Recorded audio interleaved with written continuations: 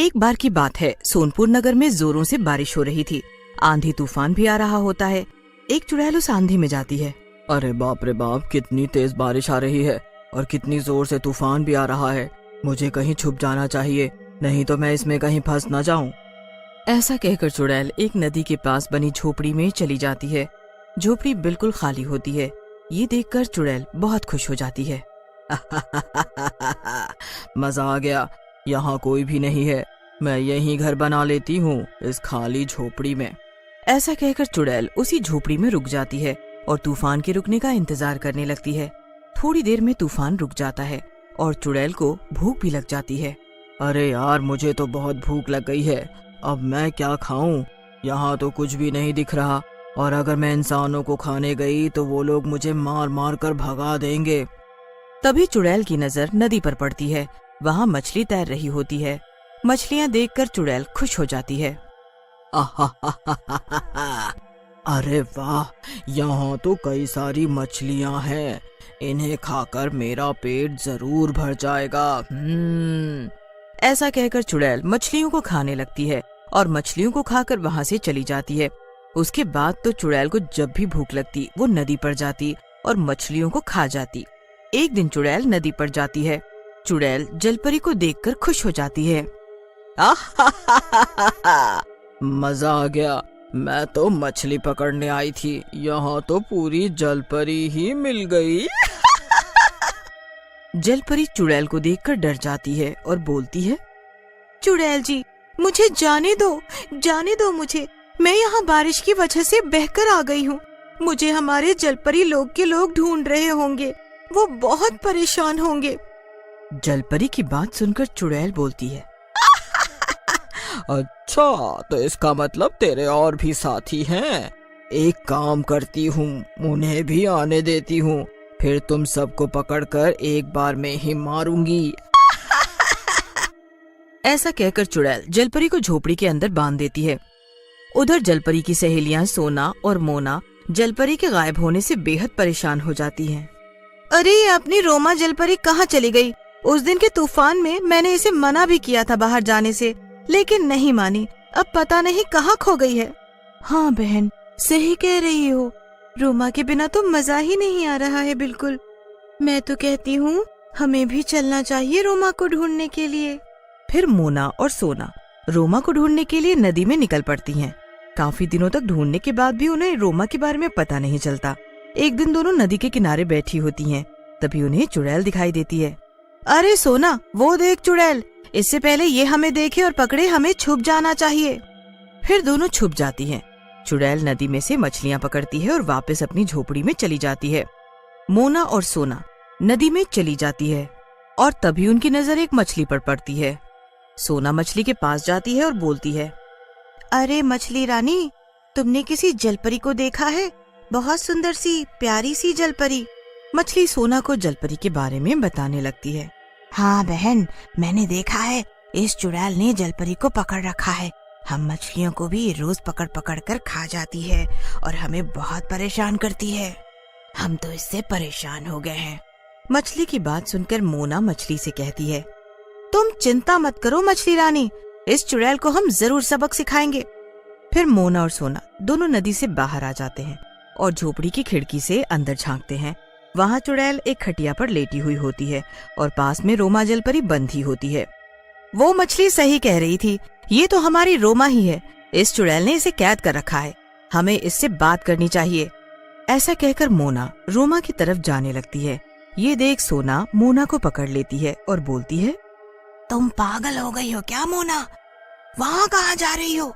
देख नहीं रही वहाँ चुड़ैल बैठी है। अगर हम दोनों वहाँ गए तो वो हम दोनों को भी पकड़ लेगी। सोना की बात सुनकर मोना कहती है, तो मैं क्या करूँ? मर जाने दूं क्या अपनी प्यारी बहन रोमा को? देखो, तुमको नहीं आना तो मत आओ, लेकिन मैं अपनी रोमा को उस चुड़ैल के पास नहीं रहने दे सकती। ऐसा कहकर मोना चुड़ैल की झोपड़ी में चली जाती है।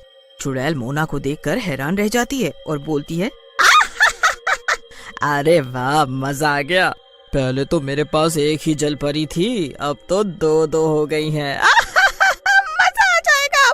चुड़ैल की बात सुनकर मोना चुड़ैल, हम जलपरियां कोई खिलौना नहीं है तुम्हारा। जो तुम्हारे पास रहें। तुम मेरी दोस्त रोमा को छोड़ दो, नहीं तो इसकी बड़ी भारी कीमत चुकानी पड़ेगी तुम्हें। मोना की बात सुनकर चुड़ैल हंसने लगती है और बोलती है, मजा आ गया तुम्हारी बातें सुनकर। देखो जलपरी, तुम्हारी दोस्त को तो मैं नहीं छोड़ने वाली, और मैं ये भी देखना चाहूंगी कि तुम क्या करोगी।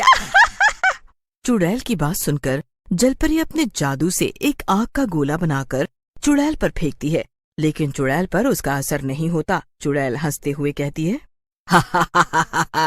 तू मेरा कुछ नहीं बिगाड़ सकती जलपरी, लेकिन तूने यहाँ आकर गलती कर दी है। अब तू यहाँ से कभी नहीं जा पाएगी। ऐसा कहकर चुड़ैल मोना को अपने जादू से बेहोश कर कैद कर लेती है। जब मोना को होश आता है तो वो अपने आप को रोमा के पास बंधा पाती है। रोमा मोना से बोलती है, अरे मोना, तुम यहाँ कैसे आ गई?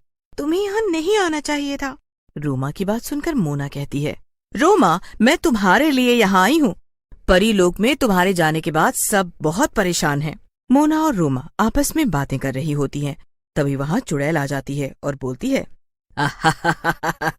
कर लो बातें, मुझे भी अच्छा लग रहा है तुम दोनों को बातें करता देख, लेकिन एक दिन तो तुम दोनों को मेरे पेट में ही जाना है। चुड़ैल की बात सुनकर मोना बोलती है, चुड़ैल, ऐसा कभी नहीं हो पाएगा। मेरी सहेली जो कि बाहर रह गई थी, अब तक तो वो परीलोक में चली गई होगी। हमारी रानी तुझे नहीं छोड़ेगी। हाँ। मोना की बात सुनकर चुड़ैल गुस्से में मोना को जोर से थप्पड़ मारती है।